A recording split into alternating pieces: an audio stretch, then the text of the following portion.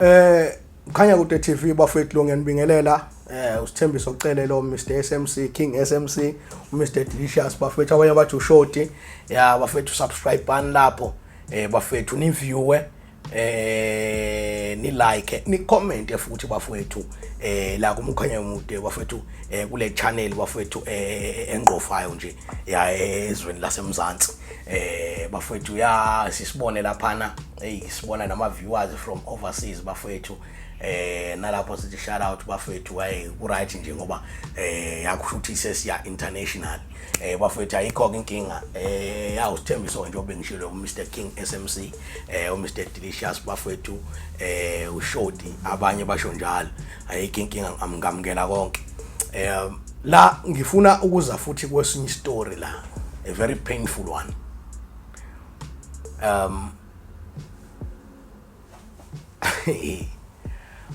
kunento engikhule ngiyibuka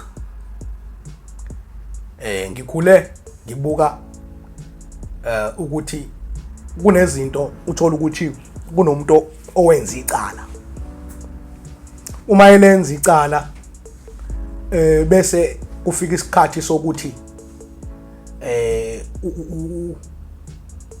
uyabanjwa ukuthi ulenzile icala uma isebonje ukuthi ulenzile icala uthola ukuthi ulenzile icala wabanjwa right athi mayise ngaphakathi kukhuluma into ebiyenzeka nje ngikhula athi mayise ngaphakathi uthi uyabona awu akusapheli inyanga engaki nangu ngaphandle akuthi udedeliwe ngokwesimo sengqondo yakhe ayi ubonke ushuthi ubaboni nawe umuntu uyambukesela ngaphandle uyambona hayi vele uboshwe vele umbona ukuthi hayi umuntu obaziwa nje emphakathini cha ingqondo yakhe ibuye ithi PTT uyabo ibuye yabona yabo negative no positive babuye bahlangane kancane ukuthi shaya inhlansi yabo aboshwe umuntu uthi uyambona usephumile yabo lana ke ngifuna ukuveza enye into kunomunye umfowethu la siyazi ke bafowethu kuma families wethu kuneyinkinga ezihlukahlukene ezenzakalayo one day a wise man said ndoda nje ehlakaniphile yathi hey there is no enemy more than your family uyabona mangiyibuka lonto ngangayi-understand ngikhula but ngabona ngempela ukuthi yazi asikho isitha esingaba namandla okudlula isitha sasemndenini ngoba uyeba nabantu emndenini kanti izitha zakho nje wena wazi ukuthi izitha zakho umndeni wakho but izitha zakho ngiyazi nani lapho kuma viewers bafowethu bakhona abantu abazongifakazela ngalento engiyikhulumayo uthola ukuthi mhlawumbe uzondelwa isuccess yakho namhlanje siyazi kunabantu abakwazi ukuhamba beyobheka ifuture yomuntu ngokuthi kuyabonakala kulwamuzi umndeni omkhulu mhlawumbe wakwacele khona obaba omncane khona auntie khona obani khona obani khona obani uthiwe hey laphana kwabhuti mhlawumbe kusho auntie laphana kwabhuti ingane zakhona ihlakaniphile angithi manje kubonakala nasesikoleni noma nikhule esikhathini nikhule esikoleni kuyabona ukuthi esikoleni ngithi nifunda ndawo yinalezi ezinye ingane zalaphana zako auntie zako baba omncane nani hey uyaphasa laphana endlini yakubavusi engathi bahlakaniphe bonke uyabo noma bahlakaniphile bonke hey uvusi wakuleyandlu yalaphana esikoleni uyabo kanti ngifuna ukuveza lento wonke umuntu mayezalwa sikhule abantu abadala bethi hey mntanami uzalwa ufumbethe uma uzalwa ufumbethe kusho ukuthi izandla zakho njengoba isuke evale usuku uphethe izinto zakho uNkulunkulu akunikeza zona satshelwa kanjalo abazali okusho ukuthi wonke umuntu uma esuke ezalwa usuke no basket wakhe awuphethe onezinto zakho uNkulunkulu amhleleze zona ezikulo basket wakhe ngaphakathi uyabo now sibe nenkinga ke eSouth Africa yokuthi in terms of colonization nani angifuni ukuya lapho ke but ngifuna ukudlula nje khona ukuze mhlambe istory sami lesi sizwakale kahle. In terms of colonization, uyabo le nto le siyazi ukuthi we as Africans bafowethu we were colonized through religion, we were colonized through education, sa colonized through izinto eziningi, education, religion, yabona into uthi manje namanje uyayizwa lo kunezinto zethu njengamabantu base-Afrika yabo eseyibonakala ngazi ukuthi manje ziyihlazo noma ayivumelekile, uyabona, ngesimo sokuthi we've adopted ama traditions ase-West, uyabo. So emakhanda ethu because of education esiyifundiswa ngoba phela angithi kuthiwa without education, kuthiwa education is the key of success. Kodwa mina into engiyibuza uvusa ukuthi bangake wena abantu obaziyo, yezwa kunabantu angiveze nje le, yabo, sonke lana babukele kubayazi, yabo, kunomongameli odumile la esimaziyo useze wavula ngisho inhlangano entsha naye siyibona engathi iyangqofa nje kakhulu. Sawutho sinayo information yokuthi akawazi umbombo kaThisha. He is a natural born leader. Ngamanye amazwi i-leadership into ibig basket wakhe uNkulunkulu ayimnikeze wona. Okay, now vusi uthatha ingane yakho uyise esikoleni. Uma uyise esikoleni ifika lapha esikoleni ayipass, enye kuzona le ingane zakho ithola abo 90% abo 80%, usugcina uthethisa le wena indaba ongafani nobani, kodwa into ekuthusayo njalo mekuthiwa benza ama studies musu ukuthi hambani ongenze umsebenzi wesikole basuke bebo babili. Lona why wafeyila kangaka? Ufeliswa yini? Ufeliswa ukuthi lapha nomnyisa khona wena esikoleni ku basket wakhe ayikho lento omnyisela yona lapha na wena. Ingakho kubalekile ukuthi train up the child ngendlela ekuyakuba ingane. Angikwenzela isibonelo vusa ukuze uyibone ukuthi ngifuna ukuthi mengena nolu daba abantu bebese benayo clarity lento engiyikhulumayo. Nangu lo mfana, khona lo mfana odumile nje la ensukwini esikhula la kulezi zinto esay got talent. Lo mfana owa-DJ lapha ena 3 years. uJunior bani? Yes. Lo mfana lo today waba imillionaire 3 years. Wayesefundephi? Kusiphi isikole?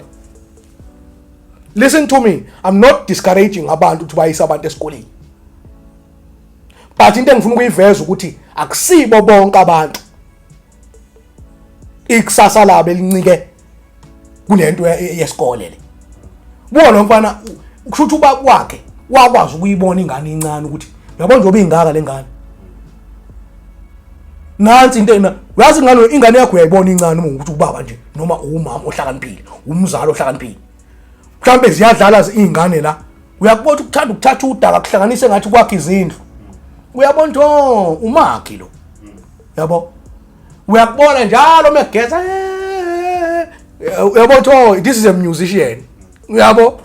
Lona uyakubona ukuthi phatha baba kade silaphana kamalume. Just fika nje wathi umalume mshanami. Uyabona is an actor. Uyabo ukwazi ukulingisela abantu. Uyabo. Yonke ke leyo nto thina siyinaka njengabantu abamnyama. Egcineni base sithi hayi abelungu wara abelungu masibamba ngento eyodwa uthi nina you'll be slaves of education. Ngoba bayazi lacabanga ngoba ujajwa i-education wena uthi uhlakaniphe kangakanani. Ocabanga this kuyashiwo ukuthi sikhumbula nje sikhuluma mina bese ngiyoqeda futhi isikole. Kwafika into ekuthiwa i-OBE. Yabo ifika lapha ko primary school. Yabo sesise high school thina. Ithi kuthiwa i-outcome based education. Uma kuthiwa i-outcome based education uyabona lento ukuthi iqhamuka ngaphandle hayi la. Kusuka abantu bangaphandle who don't know nothing about our traditions nokuthi sasikhuliswe kanjani la. You understand? Beza la bazokurate wena ukuthi uhlakaniphe kangakanani. Ibona bazothi you are intelligent according to into abakunike yona bona. Yindaba bengakubuza ukuthi yini oyaziyo. Bese uyathi uthi mina ngazi 1 no 2 no 3 bese beyasho ukuthi hayi u-intelligent. Hey, uyazi usuvezela ukuthi nokuthi bese ngakwazi. Okay. khona ke imndeni ke ekwazi ukubona ingane yayo abazali bakwazi ukubona ingane zabo ukuthi hey lengane yami ake ngiyichanele kule phathu bese vele ba successful bese kuthi ozalweni la kusuka umsindo bese kuthi lezi ezinye izingane engachanelekanga ngendlela eright mhlamba vela ashona ubaba kusala umama naye is colonized akazi lutho ngokuthi ingane kufanele ikhuliswe kanjani obaba bethu nomkhulu bethu babe kade bephila kanjani before kufike labo abantu base West la eSouth Africa besinganayo thina lento ekuthiwa ubugebengu obaba besitshela ukuthi bekusuka umuntu bethi baphapha mekusele kunomuntu abangamazi ulele endlini bekulala kuvulwa iminyango makuthiwa isehlobo nje kuyashisa baphapha mekulela umuntu la endlini asho ukuthi ngifike la ekhaya ebusuku bengasena indawo yokulala ngalala akathathanga ngisho a dime uyabo athathanga lutho athathwa anikeza ukudla enziweni anikeza umphako wendlela manje ngathola namhlanje kodwa kwafika abantu base West la befika with this so called education with this so called religion abasifikela nazo basicolonize ngalezi zinto lezi kwangena indaba yemali wasuka umsindo namhlanje ungalala uvaleli ungalala uvule eminyango uzofanya bezwe lonto kade ngibuka enye video nje Vusi ngizoqhubeka nale video ngoba ngifuna ukuthi lento siyikhulume icace kade ngibuka enye video nje omunye umfowethu angazi ukuliphi izwe la ngaphandle wenza ivideo uhamba emgwaqeni ebusuku ukwelinyiswa uyavidorize kanti uthi bafethu naye ngento engikhulumani uyabo wathi niyabo wathi bukise emgwaqeni freeway yabo ukuthi iseduze kwayitolo indawo engathi imolinyana niyabo naye ngonazi itolo wathi cha ngifuna ukuthi niyiprove lento kade ngisho yabo ukuthi kwamanye amazwe kune peace there is no crime kwamanye amazwe nanti iphaselana liseduze kwesitolo libekwe kanje uthi uyalibona liphasela ufika imoto lana yalibeka kanje liphasela uyazi umnikazi walo uzolithatha nini uzolithatha kusasa ekseni akekho umuntu ozolithatha lobona ehleli kanje amazwe angazange ayivumele icolonization kuona asikho ke lapho sisekutheni okay lo mfowethu ke ukhule wawumuntu obe successful abazali bakhe bakwashila ukumchanela bamchanela ngendlela okuyiyona uma bemchanela kuvuka umone emndenini konakala kwaphicana kwaba njeya uyabona kuthe egcineni wavele waphanjanelwa ikhanda ngoba siyezwa kuthiwa ubese HOD esikoleni and ekubeni wakhe HOD wayesemncane kakhulu ngeminyaka kunabantu abebejwayele ukuthi bebe ama HOD kwiminyaka nje isikhathi esiningi siyazi nathi kunama position athile oyayubona ukuthi yazi umuntu umeswesele position usuke esethe ukukhula you understand but yena wayesamncanyana uthe yabonakala ngathi usenokugula yabona bamthatha abazali bemise kubantu yabona besintu yabona umngqondo wakhe ngathi yabuya mayibuya ingqondo yakhe yabuya asho ukuthi manje yabo asaqasheka indawo asakwazi ukuqasheka ndawo abantu manje sebenalento phela ukuthi lo muntu uyahlanya ngokuthi kwaba nokuphithana nje kwengqondo kancane hayi waphila nje wa right yabo bayihlanganisela ngendlela ayihlanganisela ngayo uthe mayethola istory ukuthi ubani owenza lento naye futhi ngokuhluthuka kwenhliziyo wathola ukuthi hayibo lento into ibeyaziwa ukuthi akenziwe kanje ngoba bebekune ngathi angazi useyayitshela kanjani wathatha isinqumo esasithe ukuba nzima kakhulu mhlambe nami ngangeke ngize ngisithathe mhlambe ngangizothi kulungile uma kunje asifani phela sabantu indlela esibuzwa ngayo ubhlungu omunye ubengathatha ngeke simjade naye ngendlela ushuthi indlela naye yaziswa ngayo hayi wase ulayitha wonke umndeni shisa umuzi kukhona bonke abantu phakathi kwaze kwasha ngisho nenyoni ehlala kugadasi wakhona